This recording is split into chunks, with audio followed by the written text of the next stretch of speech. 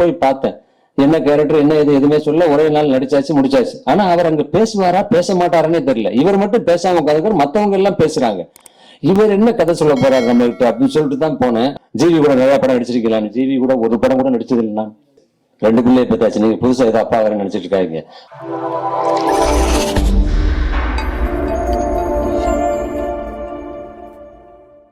திரைப்படத்தின் முத்தாய்ப்பாக இந்த திரைப்படம் ஒரு தந்தை மகள் விஷயம் இதுக்குள்ள ரொம்ப இருக்கு. ஏன்னா ஒரு மகள் பார்க்கும்போது எல்லா பொண்ணுங்களுமே அப்பாவுக்கு தான், எல்லா அப்பாக்களுக்கும் பொண்ணுங்களை தான் ரொம்ப பிடிக்கும். ஸோ இந்த திரைப்படத்துல ரொம்ப ரொம்ப முக்கியமான ஒரு கதாபாத்திரம் வித்யாவின் தந்தையாக வருகிற திருநாவுக்கரசு எனும் கதாபாத்திரம் ஏற்க இருக்கிற மூத்த நடிகர் சொல்லி அண்ணன் வயசாயிடுச்சுன்னு சொல்ல வரல, திரையில ரொம்ப நடிப்புல ஒரு மூத்த நடிகர் திரு வையாபுரி அண்ணன் அவர்கள் இந்த திரைப்படம் பற்றி ஒரு சில வார்த்தைகளை உங்கள் முன் பேசுவார்.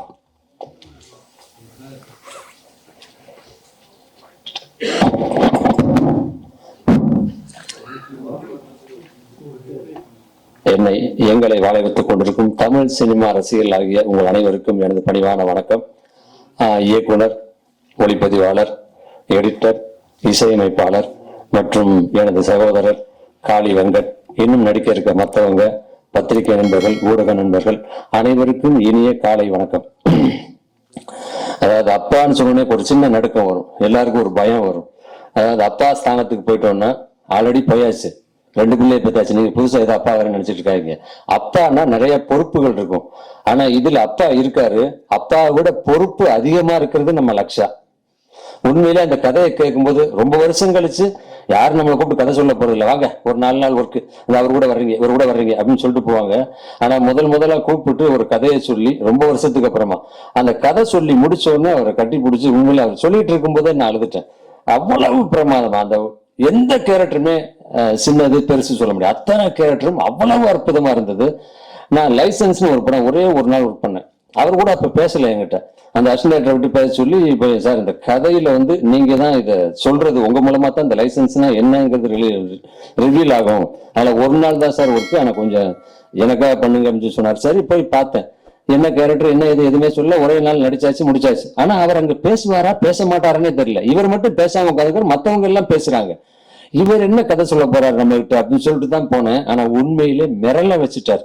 நான் கணபதியை பார்த்திருக்கேன், கணபதியோட சேர்ந்து முருகனை இப்பதான் பாக்குறேன். அண்ணன் தம்பி 2 பேர்த்தையும் ஒரு உருவத்துல பாக்குறேன். உண்மையை ரொம்ப பிரமாதமா கதை சொன்னாரு. ஒரு படம் இல்ல, 2 படம் இல்ல, 3வது படம். அதாவது 1ல விட்டா 3ல பிடிப்பான்னு சொல்லுவாங்க. 3வது படம் கண்டிப்பாக இந்த படம் பெரிய வெற்றி படமா அமையும் நான் அவர்கிட்ட சொன்னேன். சொல்லிட்டு சொன்னேன், ஹீரோயின் யாருன்னு கேட்டேன். இந்த மாதிரி லக்ஷான்னு ஒருத்தவங்க புதுசா பண்றாங்க அப்படின்னு சொல்லி சொன்னார். சார் அந்த புதுசா பண்ணது கதை நீங்க சொன்ன மாதிரி பாலச்சந்தர் சார் படத்துல வர்ற ஹீரோயின் மாதிரி வெயிட்டான கேரக்டரா இருக்கு. அந்த புதுசா ஒரு ஹீரோயின் பண்ணும்போது அவங்க அதுக்கு உண்டானது இருக்கான்னு கேட்டேன். அப்போ 2-3 போட்டோஸ் அப்ப அந்த செல்ல எடுத்து காமிச்சார். சார் முதல்ல இவங்களை பார்த்தேன், அப்புறம் இந்த பேஸ்ல நீங்க இருக்கீங்க, அதனாலதான் உங்களுக்கு தகுந்த மாதிரி ஒரு பொண்ணை பார்த்தேன். இந்த பாருங்க உங்க பேச அவங்க பேச மேட்ச் பண்ணிருக்கேன். அது மட்டும் இல்ல, இவங்க 2-3 சீனும் எடுத்து பார்த்தேன், எக்ஸலண்டா பண்ணாங்க.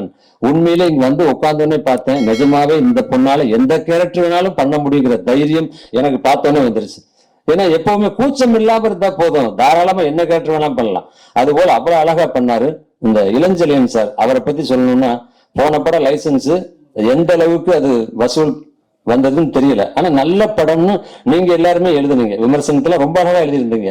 ஆனா அந்த படம் ஒருவேளை அவருக்கு லாஸ் ஆயிருந்தா கூட அதை பொருட்படுத்தாம சமூகத்துக்கு தேவையான ஒரு நல்ல விஷயத்த சொல்றீங்க. அடுத்த படத்துக்கும் உங்களுக்கு உறுதுணையா இருப்பேன்னு சொல்லி நிக்கிறாரு பாருங்க. உண்மையில அந்த இளைஞர்களுக்கு எனது மனமார்ந்த வாழ்த்துக்களை சொல்லிக்கிறேன்.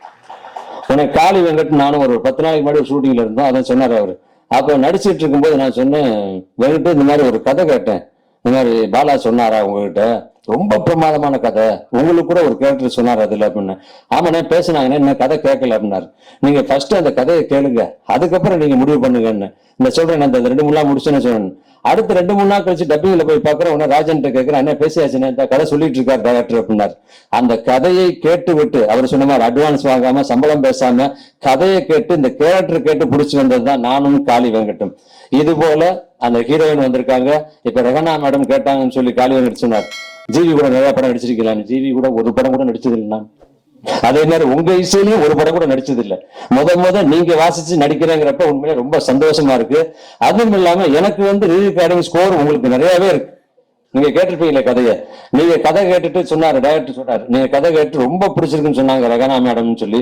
ரெகானா மேடம் மட்டும் இல்ல, யாரு கதை கேட்டாலும் அத்தனை பேருக்கும் பிடிக்கும், யாரு படம் பார்த்தாலும் அத்தனை பேருக்கும் பிடிக்கும். கண்டிப்பாக இந்த கதை எல்லா இடத்துலயும் பேசப்படும். அடுத்த மகளிர் தினம் வரும்போது கண்டிப்பாக இந்த படத்தை போற்றி பேசுவாங்க, பல விருதுகள் கொடுப்பாங்க. இது வேணா உறுதி கண்டிப்பா.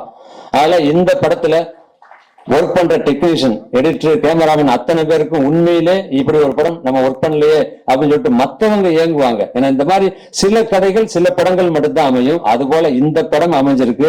இந்த படம் இன்னைக்கு வந்து மாசி முடிஞ்சு பங்குனி ஆரம்பிக்குது. மாசியும் பங்குனியும் முடிஞ்சு ஆரம்பிக்கிற நேரத்தில் ஆரம்பிச்சிருக்கீங்க. கண்டிப்பாக இது வெற்றி படமாக அமையும். உங்க கூட சேர்ந்து எப்பையும் தோள் கொடுத்து நாங்களும் இருப்போம், இந்த வெற்றிக்கு உறுதுணையாக இருப்போம் என்று சொல்லி பத்திரிகை நண்பர் கொண்டு போய் சேர்க்கணும். இது நல்ல படம்ங்கிறத நீங்க எடுத்து சொல்லணும், அவங்க பார்க்க வைக்கணும். இந்த படம் வெற்றி படமாக இதுவும் உங்க கையில் இருக்குன்னு சொல்லி வாழ்த்து விடைபெறுகிறேன். நன்றி, வணக்கம்.